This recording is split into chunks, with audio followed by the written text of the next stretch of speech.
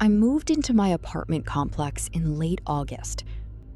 It wasn't anything special, just another 3-story building outside Columbus, Ohio. The rent was cheap, the neighborhood seemed quiet, and the leasing office promised there were security cameras covering every entrance. At first, everything felt normal. Then I started noticing the same man. The first time was in the laundry room. He was standing by one of the dryers when I walked in carrying a basket of clothes. He looked to be in his late 40s, wearing jeans, work boots, and a gray hoodie despite the summer heat. As I loaded my clothes into a machine, I noticed him staring. Not glancing, not looking in my direction, staring. The moment I looked back, he smiled. I smiled awkwardly and left. A few days later, I saw him again near the mailboxes, then outside the parking lot, then sitting alone at a picnic table near the leasing office. Every time I saw him, he'd smile. Every single time. At first, I assumed he lived there. After that, I started noticing little things. Nothing I could actually explain. Nothing I could point to as proof. I'd be carrying groceries inside and get the strange feeling that someone was watching me. When I'd look around, I'd usually spot him somewhere nearby. Sometimes he was standing beside the mailboxes. Sometimes he was sitting alone on a bench. Once I saw him standing near the edge of the parking lot, doing absolutely nothing except staring toward the apartment buildings. The weirdest part was that he never approached me.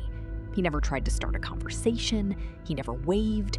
He never gave me a reason to complain. He would just look at me for a few seconds and smile, then go back to whatever he was doing. I even caught myself checking for him whenever I walked outside.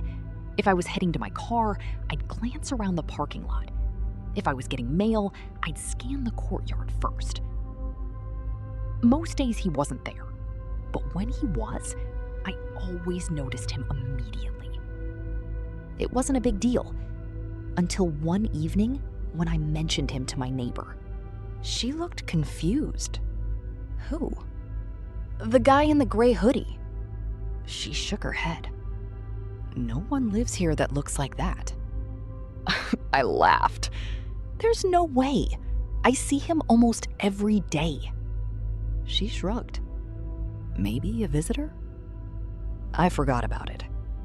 At least, I tried to. A week later, I got home from work around 9 p.m. As I walked toward my apartment, I noticed something taped to my door. It was a photograph.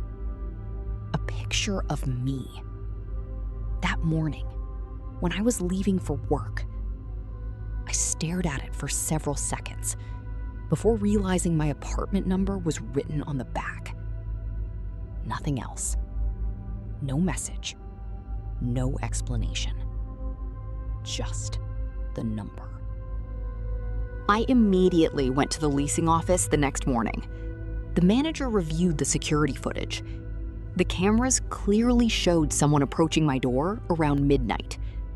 The problem was that whoever left the photo somehow avoided every camera. The footage showed empty hallways, empty stairwells, empty entrances. Yet somehow the photograph appeared. The manager suggested it was probably a prank. I wanted to believe that. Then another photograph appeared. This time, it showed me sitting inside my car. The photo had been taken through my windshield. I looked terrified in the picture because I remembered exactly when it happened. I had felt like someone was watching me that afternoon. Now I knew why. I bought a doorbell camera that same day. For 2 weeks, nothing happened. No photographs, no sightings, nothing. I started convincing myself it was over. Then one Saturday morning, I woke up to a notification from the camera. Motion detected. 3:17 a.m. I opened the footage. A man stood directly in front of my door. Gray hoodie, work boots, hands in his pockets. He wasn't moving. He wasn't knocking. He was just standing there, watching the door. The timestamp kept running.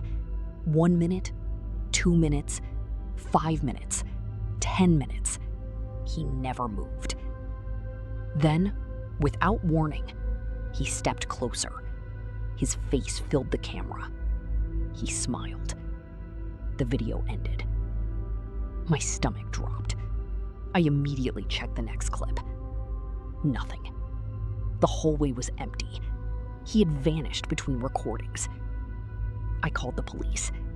They took a report but couldn't do much. The footage showed a man standing outside my apartment. That was it. No threats, no trespassing, no crime. A few days later, I came home from work and found another photograph. This one made my blood run cold. It showed me sleeping inside my apartment. The picture had clearly been taken through my bedroom window. I lived on the 3rd floor.